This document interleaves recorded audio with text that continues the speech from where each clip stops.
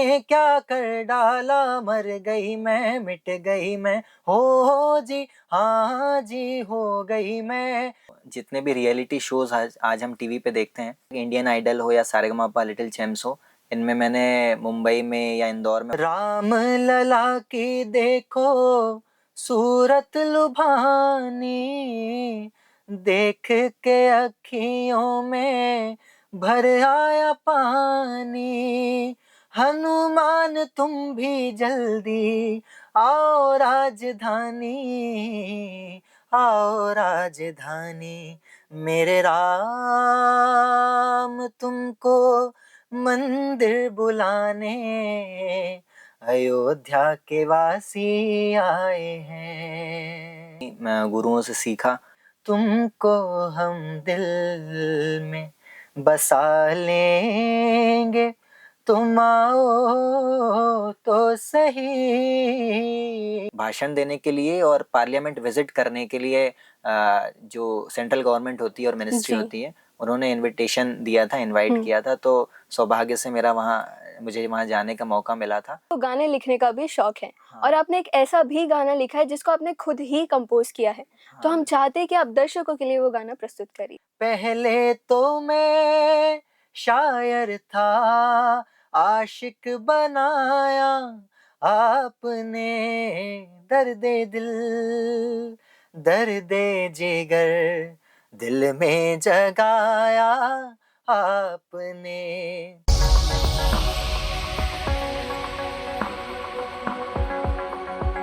स्वागत है आप सभी का AR ब्रॉडकास्ट के विशेष प्रोग्राम सुहानी शाम में।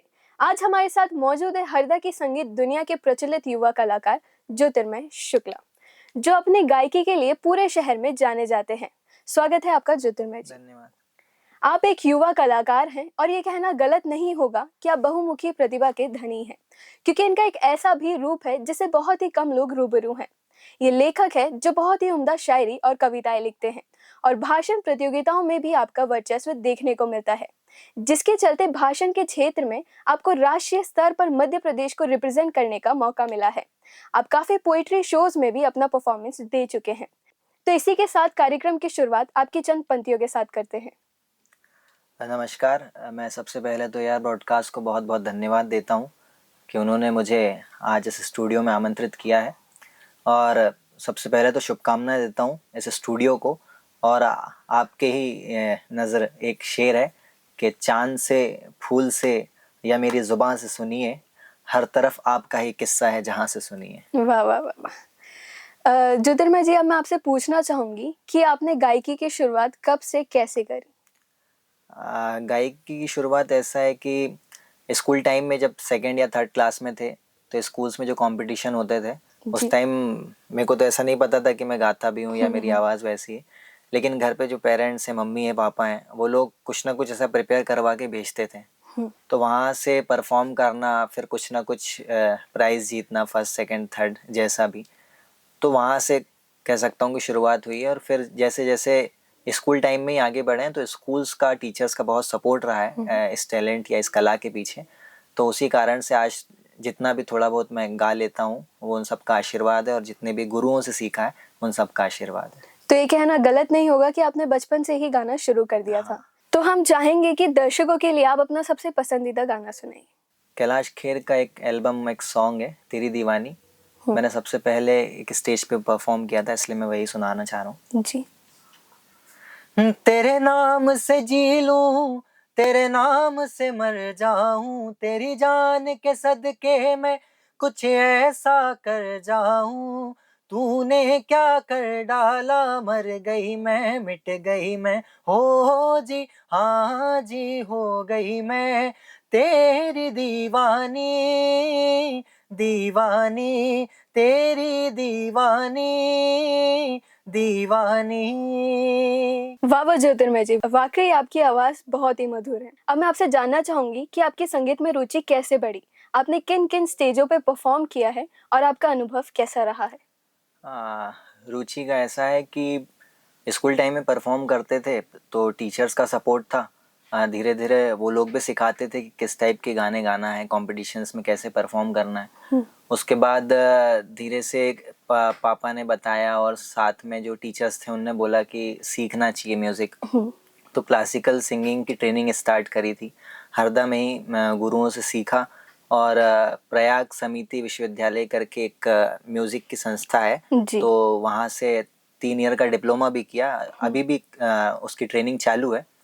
और फिर उसके बाद ऐसे बहुत से स्टेज मिले जो सिंगिंग कॉम्पिटिशन्स होते थे, चाहे अपने डिस्ट्रिक्ट में ही, जैसे कि एलबीएस विश्वविद्यालय जो एलबीएस विद्यालय जो है महाविद्यालय, वो एक सबरंग करके एक कंपटीशन कराता था जो मेनली सिंगिंग डांसिंग मतलब पूरा कल्चरल प्रोग्राम था।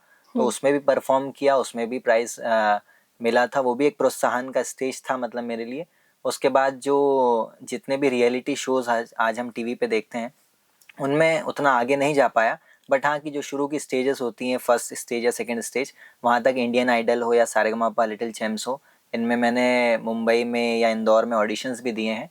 उसके बाद यूनिवर्सिटी कॉलेज यूनिवर्सिटीज़ जो यूथ फेस्टिवल कराती हैं, उनमें ऐसे बहुत से क्लासिकल सिंगिंग के और सुगम गायन के भी परफॉर्मेंस होते हैं, कॉम्पिटिशन्स होते हैं, तो उनमें भी परफॉर्म किया है जी। तो समय समय पर एज के साथ और शिक्षा जैसे जैसे आगे बढ़ी है तो वैसे स्टेजेस मिले हैं और वहाँ पे परफॉर्म किया है और कुछ अच्छा करने की कोशिश की है। जी जी जी, बहुत ही बढ़िया। जैसा कि आपने अभी बताया कि आपने यूथ फेस्टिवल में परफॉर्म किया है, वहाँ पे रूल्स होते हैं कि आप सिर्फ शास्त्रीय गायन या गजलें ही गा सकते हैं। ऐसी ही कोई दिल को छू जाने वाली गजल जो आप दर्शकों को सुनाना चाहें? बिल्कुल, वहाँ पे गज़लों का ही जो गायन है वो अलाउड होता है जी जी। शास्त्री में, तो मैं एक गज़ल सुनाना चाहूँगा जो चित्रा सिंह की एक गज़ल है एल्बम की। अच्छा। वो आपके सामने सुनाना चाहूँगा जी।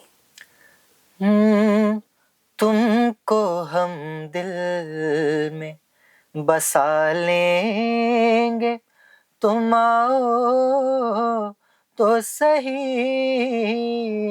तुमको हम दिल में बसा लेंगे, तुम आओ तो सही, सारी दुनिया से छुपा लेंगे, तुम आओ तो सही, तुमको हम दिल में। वाकई आपकी आवाज़ दिल को छू जाने वाली है। धन्यवाद।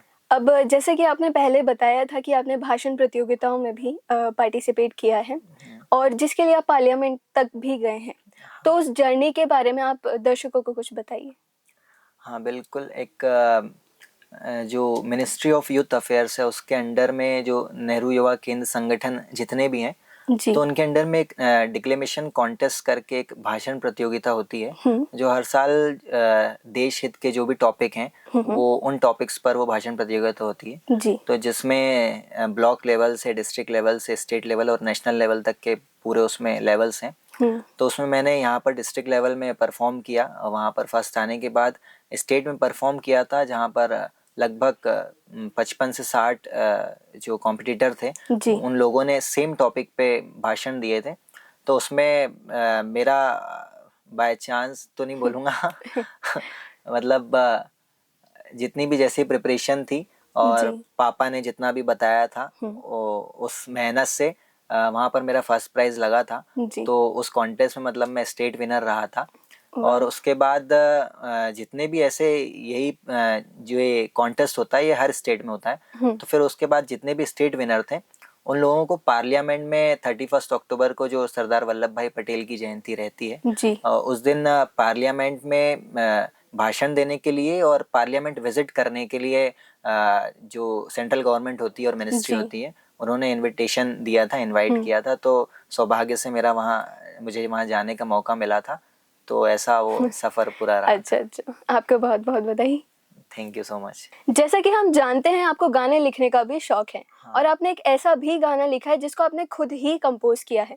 तो हम चाहते हैं कि आप दर्शकों के लिए वो गाना प्रस्तुत करिए। हाँ बिल्कुल, जब अयोध्या में भगवान श्री राम की प्रतिमा स्थापना हुई थी उस उपलक्ष्य में एक गाना लिखा था जो मैंने अपने सोशल मीडिया हैंडल पे भी डाला था। मैं वही आपको सुनाना चाहता हूँ। बिल्कुल।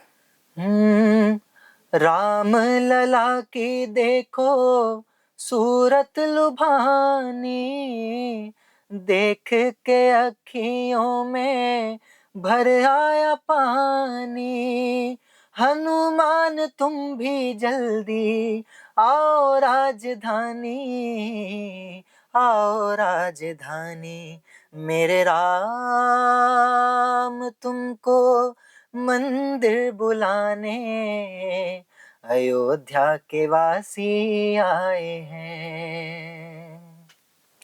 वाह वाह, क्या बात है। अब मैं दर्शकों को बताना चाहूंगी कि उस समय इनका ये गाना बहुत वायरल भी हुआ था। अब जैसे कि ज्योतिर्मय जी, आपने बताया आपको कविताओं का भी बहुत शौक है, लिखने का भी शौक है, और आपने बहुत सारे बड़े मंचों पर परफॉर्म भी किया है। तो आपका कैसा अनुभव रहा ऐसे बड़े मंच पे सभी के सामने परफॉर्म करके? आपको कैसा लगा? और ऐसी कोई सी कविता या शायरी जो आपके दिल के बहुत करीब हो? जी बिल्कुल, कविता लेखन का भी शौक कुछ टाइम से रहा है, और जैसा जैसा भी पढ़ा है देखा है वैसा वैसा लिखने की थोड़ा सा कोशिश की अपने जी। हाथों में। और कविता का ऐसा है कि कुछ प्रोग्राम्स ऐसे होते थे, प्लेटफॉर्म्स जो मतलब सिर्फ पोइट्री के जो प्लेटफॉर्म्स होते हैं, ओपन माइक्स होते हैं दूसरे शहर में, अपने यहाँ भी हुए, हरदा में भी कुछ आयोजित हुए हैं पहले, बट जो बाहर दिल्ली या मुंबई में जो एक लेवल के जो प्रोग्राम्स होते हैं जी। उनमें जाने की कोशिश की है, वहाँ पे परफॉर्म करा है। तो अच्छा लगता है जब ऐसे किसी मन से आपको कुछ भी, किसी भी आपकी लेखनी पर थोड़ा भी प्रोत्साहन मिलता है। जी। तो मैं तब की ही एक कविता जो मैंने शायद वहाँ भी परफॉर्म करी थी, मैं वो आपको सुना रहा हूँ। उसके कुछ शेर जो हैं वो मेरे को बड़े पसंद हैं, तो मैं वही बिल्कुल। आपके सामने पेश कर रहा इरशाद। हूँ। एक शायरी थी कि एक कश्ती पार तो दूसरी बीच ही में छूट जाती है, कुछ ख्वाहिशें पूरी तो कुछ अधूरी छूट जाती हैं, और तुम्हारे साथ खुशियों के आंचल में रहता हूँ मैं, तुम्हारे बाद जानलेवा यादें छूट जाती हैं। बातें करते हुए जी भी नहीं भरता, फिर बातें पूरी ना हो तो बातें छूट जाती हैं। वाह। हम बारिश की राह देख कागजी नाव बनाते हैं, हम बारिश की राह देख कागजी नाव बनाते हैं, फिर मौसम जब करवट बदल ले तो खुशियां टूट जाती हैं। वाह। और अदालतें जब सियासत के ज़मींदारों को इंसाफ देती है, अदालतें जब सियासत के ज़मींदारों को इंसाफ देती है तो एक बेचारे शख्स की हिम्मत टूट जाती है। और एक सामान्य सी बात है जिसका नींद से ताल्लुक है, एक सामान्य सी बात है जिसका नींद से ताल्लुक है, मैं अगर दिन में सो जाऊं तो रातें रूठ जाती हैं। वाह वाह, बहुत बढ़िया। तो ज्योतिर्मय जी, अब हम इस कार्यक्रम के अंतिम पड़ाव पर हैं, और अब हम चाहेंगे कि इस कार्यक्रम का अंत आपकी मधुर आवाज में एक गीत के साथ हो। जी ज़रूर, मोहम्मद रफ़ी साहब का एक नगमा मैं सुना रहा हूँ। बिल्कुल। दर्दे दिल दर्दे जिगर दिल में जगाया आपने, दर्दे दिल दर्दे जिगर दिल में जगाया आपने। पहले तो मैं शायर था, आशिक बनाया आपने, दर्दे दिल दर्दे जिगर दिल में जगाया आपने। और थोड़ी देर में बस हम जुदा हो जाएंगे, आपको ढूंढूंगा कैसे रास्ते खो जाएंगे। नाम तक भी तो नहीं अपना बताया आपने, दर्दे दिल दर्दे जिगर दिल में जगाया आपने। Thank you so much. धन्यवाद ज्योतिर्मय जी। धन्यवाद ऑडियंस, कृति। आप सभी का भी धन्यवाद। उम्मीद है आपको हमारी सुहानी शाम कार्यक्रम अच्छा लगा होगा। अगर आपको ये कार्यक्रम पसंद आए तो स्क्रीन पे दिए गए ईमेल एड्रेस और व्हाट्सएप नंबर पे संदेश के माध्यम से हमें जरूर बताएं। अब मुलाकात होगी आप सभी से सुहानी शाम के अगले एपिसोड में। तब तक के लिए धन्यवाद।